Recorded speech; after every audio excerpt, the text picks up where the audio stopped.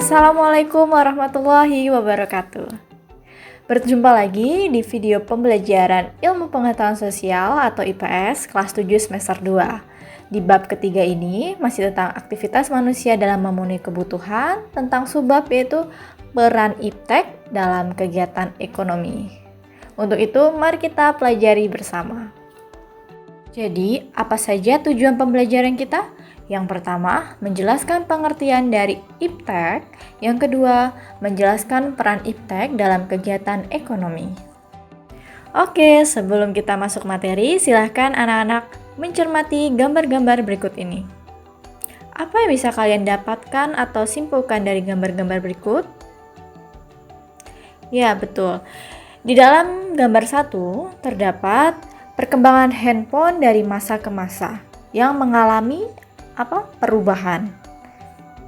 Yang dulunya handphone dipencet menggunakan jari, sekarang kita bisa menggunakannya dengan hanya disentuh pada layarnya.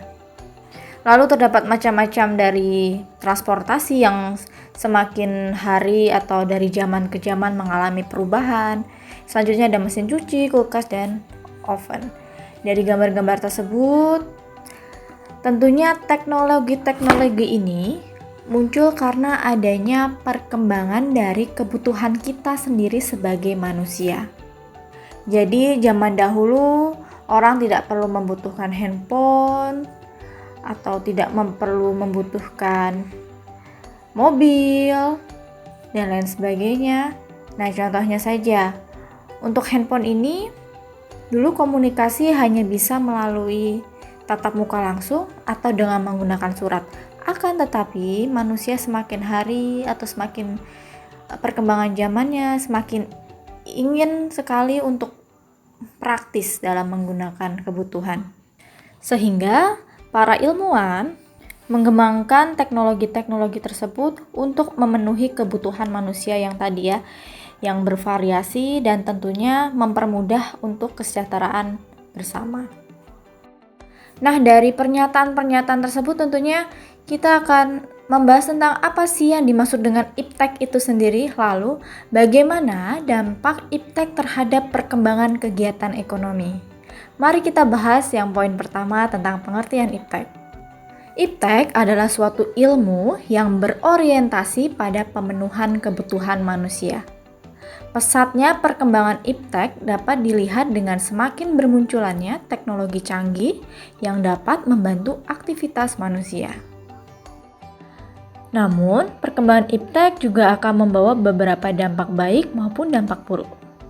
Mari kita bahas tentang dampak positif dari perkembangan iptek. Yang pertama, dapat terpenuhi kebutuhan manusia, maksudnya bisa mengurangi permasalahan ekonomi yang dihadapi. Yang kedua, dapat membuat segala sesuatu lebih cepat dan mudah. Misalnya, ketika kalian ingin makan, kalian bisa dapat memesan GoFood melalui aplikasi online. Cukup dari rumah, kalian bisa order via handphone tanpa harus menuju ke rumah makan tersebut. Tentunya, ini merupakan dampak positif perkembangan iptek dengan segala sesuatunya lebih cepat dan mudah. Yang ketiga adalah dapat mempermudah untuk memperluas informasi. Bisa dicontohkan, zaman dahulu seseorang memberikan informasi ke seseorang biasanya dengan surat, lalu dikirimkan ke pos. Pengirimannya pun bisa sampai berhari-hari dan akhirnya terkirim kepada penerima, sehingga informasi yang akan diterima lama. Akan tetapi dengan perkembangan teknologi saat ini, hanya menggunakan aplikasi chat seperti Line atau WhatsApp atau Telegram dan lain-lain, informasi bisa diterima dengan cepat. Yang keempat, menambah wawasan pengetahuan. Saat ini seseorang dapat menggunakan teknologi seperti gadget, laptop, dan lain-lain. Dari teknologi-teknologi tersebut bisa mencari segala informasi yang ingin kita ketahui secara up to date. Contohnya saat ini semisal sedang pandemi, kita bisa tahu dengan cepat bagaimana cara agar terhindar dari COVID-19. Seperti itu. Selanjutnya, ada dampak negatif dari perkembangan iptek. Yang pertama, mempengaruhi pola pikir masyarakat. Tentunya hal ini tergantung dari cara seseorang mengolah informasi yang didapatkan. Jadi ketika langsung percaya terhadap sesuatu informasi, misal informasi itu bersifat negatif, maka pola pikir kalian akan berubah yang tadinya dari positif, akhirnya menjadi negatif karena percaya akan informasi yang didapatkan. Yang kedua, dapat menyebabkan polusi. Jadi semakin banyak masyarakat menggunakan hasil perkembangan iptek ini, misalnya pada kendaraan bermotor, maka pencemaran juga akan semakin bertambah. Ketiga, dapat membuat orang semakin malas. Contohnya, ketika siswa setiap saat hanya memegang HP dengan game selalu dan melupakan kewajibannya sebagai siswa untuk belajar. Yang keempat, dapat menimbulkan kerusakan. Contohnya saja, kerusakan lingkungan alam sebagai akibat dari semakin banyaknya limbah industri yang dibuang oleh perusahaan industri. Bahkan, mungkin bisa jadi suatu saat lahan tersebut dijadikan tempat untuk berdirinya mal. Ilmu pengetahuan dan teknologi sudah menjadi bagian bagi kehidupan manusia. Sebagai contoh, saat kalian membutuhkan makanan dengan bantuan HP yang bisa langsung diantar ke rumah kita. Perkembangan iptek ini memiliki dampak positif dalam kegiatan ekonomi. Kalian masih ingat kegiatan ekonomi itu terdiri atas kegiatan apa saja?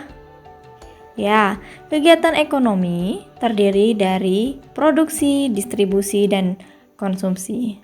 Selanjutnya, mari kita bahas tentang peran perkembangan iptek bagi kegiatan ekonomi antara lain sebagai berikut. Yang pertama adalah produksi. Iptek dapat menunjang kegiatan produksi, terutama kebutuhan akan mesin-mesin produksi, bahan baku untuk produksi, dan bahan penolong untuk produksi. Teknologi ini tentunya menggantikan peran manusia dalam bekerja, sehingga hasil dari perkembangan teknologi ini adalah lebih efektif dan efisien, serta waktu pengerjaan produksi pun akan lebih cepat. Yang kedua adalah peran distribusi. Iptek dapat memberikan kemudahan distribusi barang, sehingga barang akan cepat sampai ke konsumen. Karena alat-alat transportasi yang praktis sehingga barang-barang tadi yang disalurkan semakin cepat. Yang ketiga adalah konsumsi. Iptek dapat memberikan kemudahan konsumen dalam pemenuhan kebutuhan. Konsumen dengan cepat dan mudah memperoleh barang yang dibutuhkan. Contohnya, penjualan secara online semakin memudahkan akses belanja masyarakat. Demikian pembahasan kita kali ini tentang peran iptek dalam kegiatan ekonomi. Kurang lebihnya saya mohon maaf, saya akhiri. Sampai jumpa di pertemuan video pembelajaran selanjutnya. Wassalamualaikum warahmatullahi wabarakatuh.